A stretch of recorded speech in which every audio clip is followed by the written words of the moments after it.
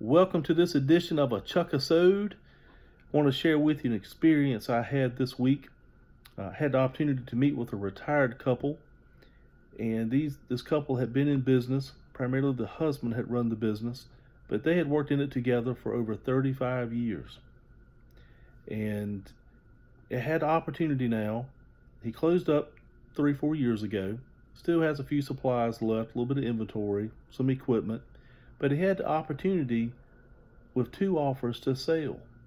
So he's been holding on to it for a while, but has 2 legitimate offers now, and he's trying to decide on which offer to take.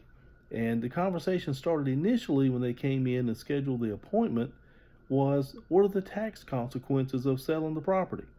How much cash will be left over after I pay selling fees and pay taxes? What am I looking at as far as cash that's left over? But as I began to sit down in the 30-minute to an hour meeting with him in the office, he wasn't so much concerned about the cash left over as he was, what was the legacy of the property? How was it going to affect the community based on which buyer obtained the property and what type of industry or business they were in? How were they going to affect the community? And what could they do to continue to give back and support the community as he had done in his 35 plus years? And he was really contemplating and struggling with which offer to accept. And I think he's willing to accept a lesser offer from the business that he thinks would be a better contributing member for his small town.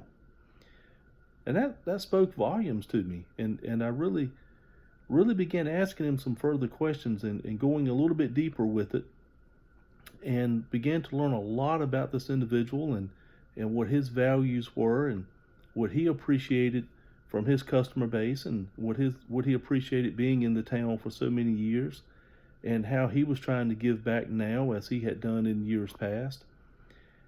And he really opened up and shared a lot with us. So the key is to make sure that you are not only asking the right questions, but you're listening for the right things. And as you support your retail customers, or as you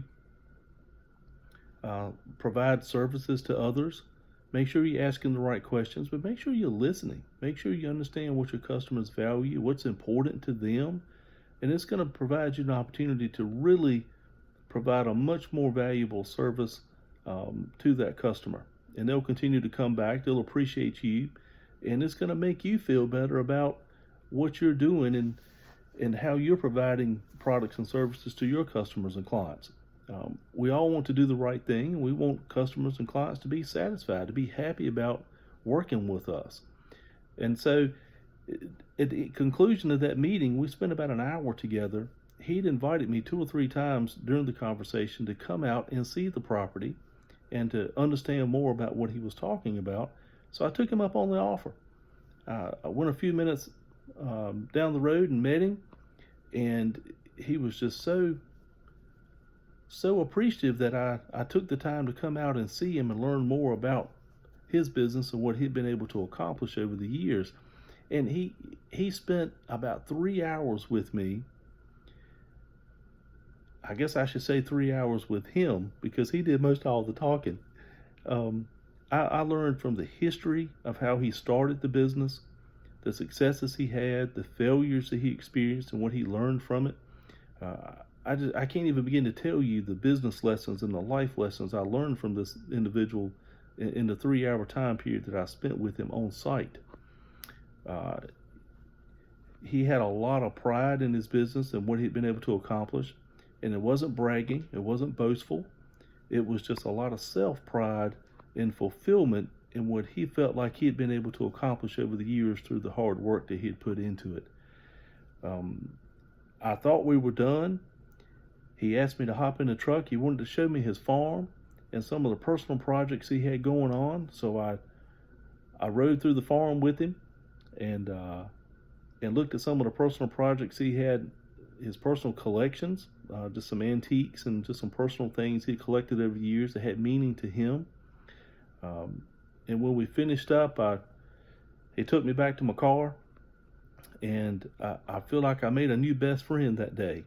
And I was just really so appreciative and thankful that he had taken the time with me to share some of those insights with me. And I think he felt very appreciative that I had taken the time to learn some of the lessons from him, and giving him the opportunity to carry on, to share some of the experiences he had had and the lessons, and to pass that down to someone else.